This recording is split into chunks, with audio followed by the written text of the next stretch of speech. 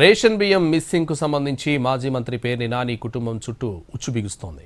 పేర్ని నాని ఆయన కుమారుడు కిట్టు విచారణకు రావాలని పోలీసులు నోటీసులు ఇవ్వడంతో వ్యవహారం కొత్త మలుపు తీసుకుంది. అయితే విచారణకు నాని రాకపోవడంతో పోలీసులు మరోసారి నోటీసులు ఇచ్చేందుకు రెడీ అవుతున్నారు. గత నోటీసులు పేర్ని ఫ్యామిలీ చూసి ఉండకపోవచ్చని మరోసారి నోటీసులు ఇస్తామని తెలిపారు కృష్ణా జిల్లా ఎస్పీ గంగాధర్.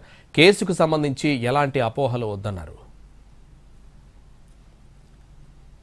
ఇక ఇప్పటికే రేషన్ బియ్యం మిస్సింగ్ వ్యవహారానికి సంబంధించి గోదాముల యజమాని మాజీ మంత్రి పేర్ని నాని భార్య జయసుధపై పోలీసులు కేసు నమోదు చేశారు.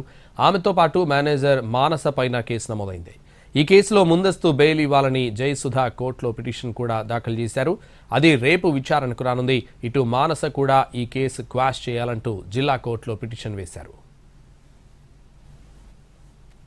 సో ఇది త్వరితగతిన దీనికి ఇన్వెస్టిగేషన్ పూర్తి స్థాయిలో కంప్లీట్ చేసి దీన్ని ఒక కొలిక్కి తీసుకురావడం జరుగుతుంది.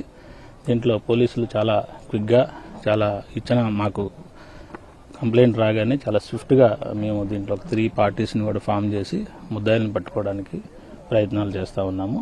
దీంట్లో ఇన్వెస్టిగేషన్ అనేది చాలా తరోగా సైంటిఫిక్గా జరుగుతూ ఉంది. దీనికి సంబంధించి ఎవరికి ఏ రకమైనటువంటి అపోహలు అవసరం లేదు. సో ఇది చాలా ఇన్డెప్త్ ప్రోబ్ చేసి అందరినీ కూడా యాజ్ పర్ లా మేము ఈ యొక్క కేసుని ఫైనలైజ్ చేస్తాం. అది అంటే వాళ్ళు లేరు, వాళ్ళు ఆ టైంలో లేరు. ఒకవేళ